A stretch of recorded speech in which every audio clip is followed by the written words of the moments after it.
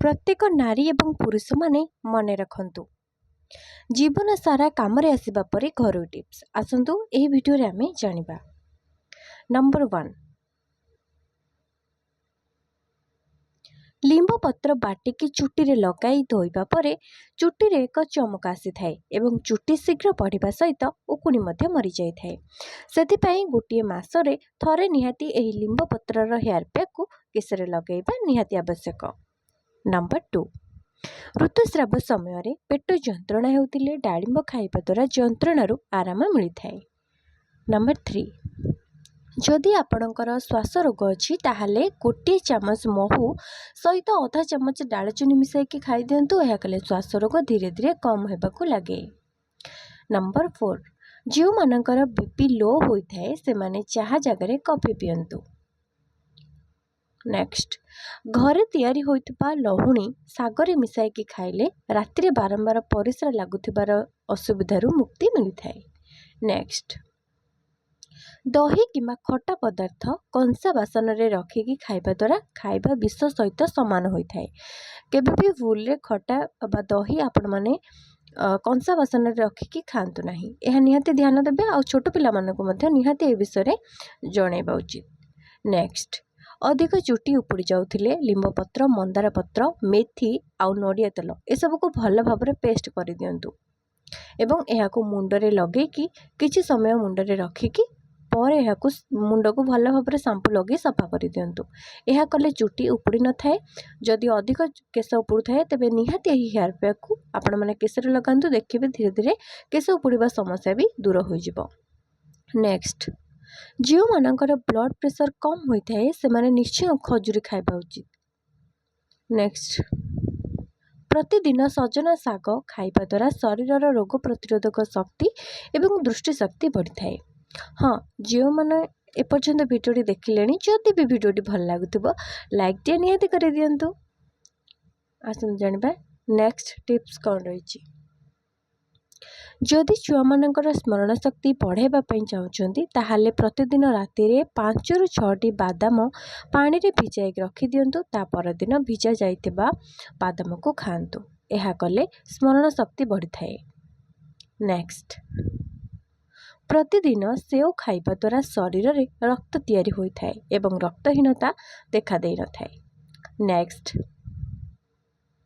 सप्ताह को 2 थर केसरे नड़िया तेल मसाज करिबा द्वारा केस कोमल होइथाए बा स्मूथ होइथाए एवं एहा द्वारा मस्तिष्क रे रक्त संचालन भल होइथाए जहाँकि केस वृद्धि करिबारे सहाय्य करे।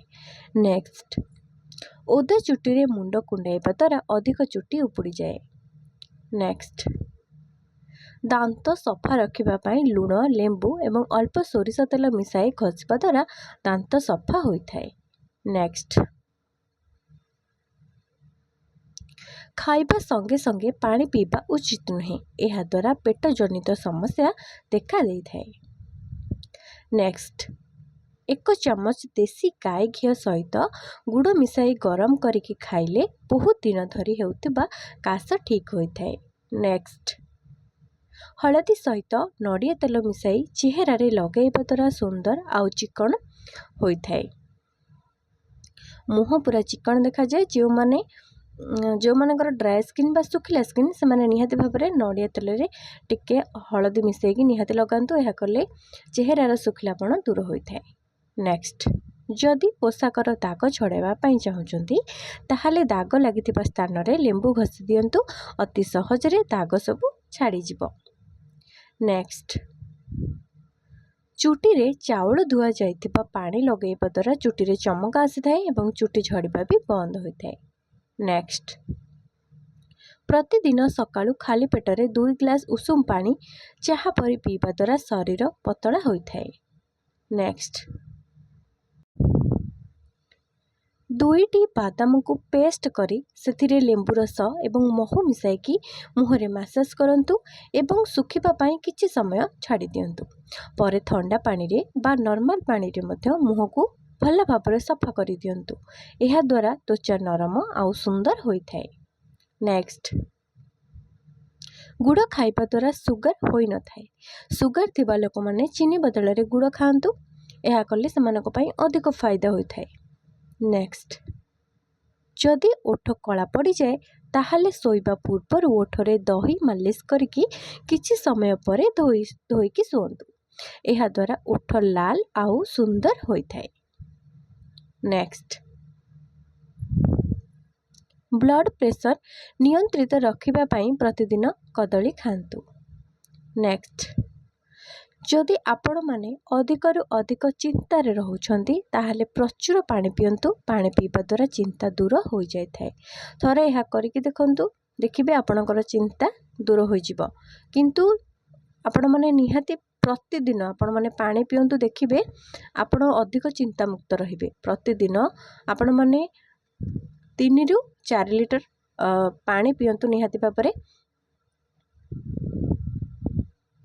नेक्स्ट, उषुम पानी रे महू मिसाई पीले किडनी खराब होई न थाए। नेक्स्ट, 1 चमच जीरा राति रे पानी रे भिजाई दियंतु। सकाळ उठिकी जीरा पानी पीले लिवर मजबूत होई थाए एवं कोष्ठकाठिन्य समस्या रु मध्य मुक्ति मिली थाए। नेक्स्ट, हाँ, एपर्यंत जो मैंने वीडियो देखलेनी निहाती गोटे लाइक कर दियंतु। यह द्वारा मत मोटिवेशन मिलूची वीडियो बनाया पाई। निहाती गोटे लाइक कर दियंतु, यह मो पाई बहुत मूल्यवान अटे।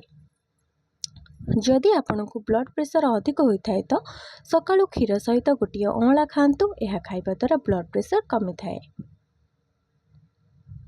आसंतु वर्तमान आमे किछि गुरुत्वपूर्ण कथा जानिबा जहाँकि प्रत्येक मनुष्य माननकु जानिबा जरूरी अटे। विवाह परे झियो बापांक घरे रहिबा अनुचित। एहा द्वारा कन्या बिगड़ी जाए एवं बाप घरे झियो जहाँ भी पाप करे से सबू बापा माँ को तार फल ही भोगिबाकू पड़िथाए। सेथिपई विवाह परे जड़े कन्या को तांको स्वामी सहित ही रहिबा उचित एवं तांकर भरण पोषण स्वामी घरे हेबा ही जरूरी। सबुबले जदि विवाह परे बाप घरे झियो आसिक रहिबे तेबे अनेक प्रकार विशृंखला मध्य सृष्टि होई पारे। तो यह निहाती भाबरे समस्ते मन रखिबे। नेक्स्ट, शास्त्र अनुसार यही तीन प्रकार भोजन करने उचित नुहे। पादरे डेईकी जाइथिबा खाद्य बा जदि कौनसी खाद्य बढ़ा जाए परसा जाए से समय जदि किए डेईकी जाए खाद्य उपरे तेबे से खाद्य को खाइबा उचित नुहे। आपण माने से खाद्य को कौनसी पशु को खाइबा को दे परिबे। चुट्टी बाहरिथिबा खाद्य मध्य खाइबा अनुचित। एहाकू आपण माने ठाकुरंक प्रसाद रे भी व्यवहार करि परिबे नहीं, देबा उचित नहीं एवं निजे मध्य भोजन करबा उचित नहीं। एहाकू आपण माने पशु को खुआई दे पारिबे।